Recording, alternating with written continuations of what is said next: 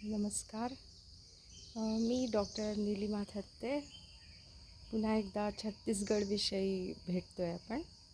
मागच्या व्हिडिओमध्ये मी सांगितलं होतं छत्तीसगडला का यायचं आणि त्यात या भोरमदेव मंदिराचा उल्लेख केला होता.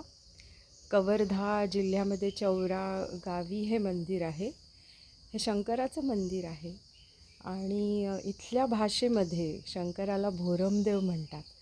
त्यामुळे ह्या मंदिराचं नाव भोरमदेव असं आहे. अतिशय सुरेख मंदिर आहे.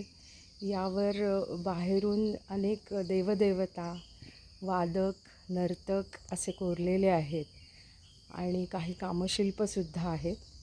या मंदिराला 3 प्रवेशद्वार आहेत.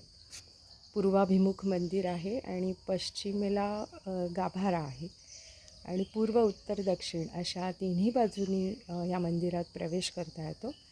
8व्या-9व्या शतकात फडीनागवंशीय राजे गोपालदेव आणि लक्ष्मणदेव यांच्या काळात हे मंदिर बांधलं गेलं आणि त्या राजा राणीचं शिल्पसुद्धा आपल्याला गाभाऱ्यात बघायला मिळतं. आता हे असं मंदिर तुम्हाला दिसत असेल, किती सुंदर आहे. त्यावर कोरलेली काही शिल्प आता आपण बघूया.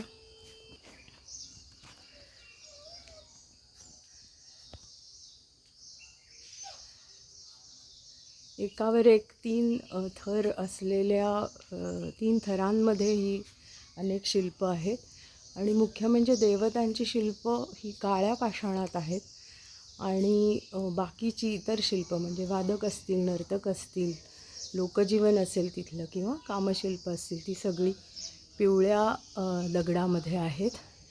इथे दिसत असेल तर एकावर एक आपल्याला 3 शैव शिल्प दिसत आहे. सगळ्यात खाली भैरव, त्याच्यावरती अंधकासूर वधाची मूर्ती आहे आणि त्याच्या सगळ्यात वरती लकुलिश. तर असं अनेक देवदेवतांचं अंकन या मंदिरावर आहे आणि जरूर हे मंदिर बघण्यासाठी इथे यायला हवं.